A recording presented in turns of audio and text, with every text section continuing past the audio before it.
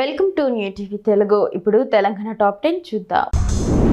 ఖమ్మం వ్యవసాయ మార్కెట్లో మిర్చి పత్తి ధరలు స్థిరంగా నమోదయ్యాయి.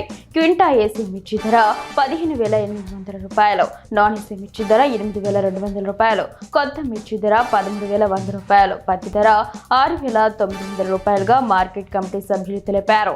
నిన్నటితో పోల్చితే ఏసీ మిర్చి, నాన్ ఏసీ మిర్చి పత్తి ధరలో మార్పు లేదని, అయితే కొత్త మిర్చి ధర 1,011 రూపాయలు తగ్గినట్లు వ్యాపారస్తులు పేర్కొన్నారు. సిద్దిపేట జిల్లా గజ్వేల్ పట్టణానికి చెందిన శ్రీరామకోటి భక్త సమాజం వ్యవస్థాపక అధ్యక్షులు రామకోటి రామరాజు సత్యసాయిబాబా 100వ జయంతి సందర్భంగా కర్బూజా కాయపై సత్యసాయిబాబా చిత్రాన్ని అద్భుతంగా చిత్రించి మందిరానికి అందించారు. 80 దేశాల్లో స్వామికి దేవాలయాలు ఉండడం ఆనందదాయకమని ఆయన పేర్కొన్నారు.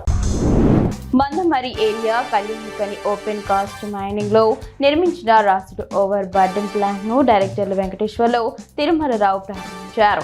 ఈ ప్లాంట్ అందుబాటులోకి రావడంతో భవిష్యత్తులో మందమరి ఏరియాలోని కాశీపేట 1 హాస్పిటల్ 2 గనుల్లో శాండ్ స్టఫింగ్, డీప్ లిరింగ్ అంతరాయం కలగకుండా నిరాటకంగా బొగ్గు ఉత్పత్తి జరిగేందుకు అవకాశం ఉంటుందని వారు వివరించారు.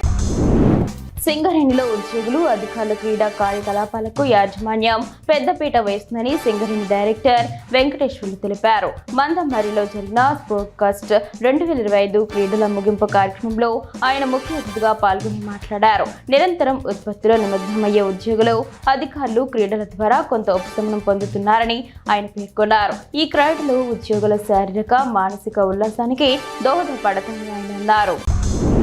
తమ పెద్ద కుమారుడు సూర్య విక్రమాదిత్య మల్లు నిశ్చితార్థ కార్యక్రమానికి ఆహ్వానిస్తూ ఉప ముఖ్యమంత్రి బట్టి విక్రమార్క, మల్లు సతీమణి, అమ్మ ఫౌండేషన్ చైర్మన్ మల్లు నందిని విక్రమార్క కుటుంబ సమేతంగా రాష్ట్ర గవర్నర్ జిష్ణుదేవ్ వర్మ, ముఖ్యమంత్రి రేవంత్ రెడ్డిలో కలిసి ఆహ్వాన పత్రికను అందజేశారు. ఈ నెల 26న జరగనున్న ఈ కార్యక్రమంలో సోదరుడు లోక్సభ ఎంపీ మల్లు రవి కూడా పాల్గొంటారు. చిన్న శంకరంపేట మండలం చందంపేట రైతు సహకార సంఘంలో సీఈఓ పాషా అవకతవకలకు పాల్పడుతున్నారని రైతులు ఆరోపించారు. విచారణకు వచ్చిన అధికారి తుకారాం వద్ద రైతులు తమ ఆవేదన వ్యక్తం చేశారు. రైతుల నుంచి డబ్బులు వసూలు చేసి రసీదులు ఇవ్వకుండా మోసం చేస్తున్నారని ఫిర్యాదులు వెల్లువెత్తాయి. సిద్దిపేట జిల్లా గజ్వేల్, మల్లన్న సాగర్ ముప్పు గ్రామాలకు చెందిన కల్లు గీత కార్మికులు నవంబర్ 28న భారీ బహిరంగ సభ నిర్వహించనున్నారు. ఈ సభకు రాష్ట్ర కార్యదర్శి రమేష్ గౌడ్ హాజరై కల్లు గీత కార్మికులకు పిలుపునిస్తారు. ఈ కార్యక్రమంలో గీతా కార్మికులు పెద్ద సంఖ్యలో పాల్గొనాలని కోరారు.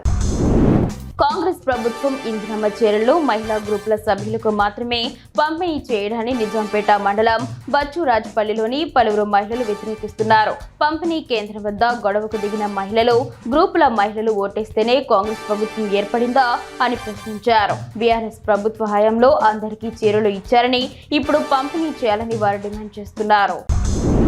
సిపిఐ పార్టీకి 100 ఏళ్లు పూర్తయిన సందర్భంగా కొత్తగూడెం పట్టణ సిపిఐ పార్టీ ఆధ్వర్యంలో జనసేవా దళ శిక్షణ కార్యక్రమాన్ని జిల్లా కార్యదర్శి ఎస్కే షాబీర్ పాషా ప్రారంభించారు.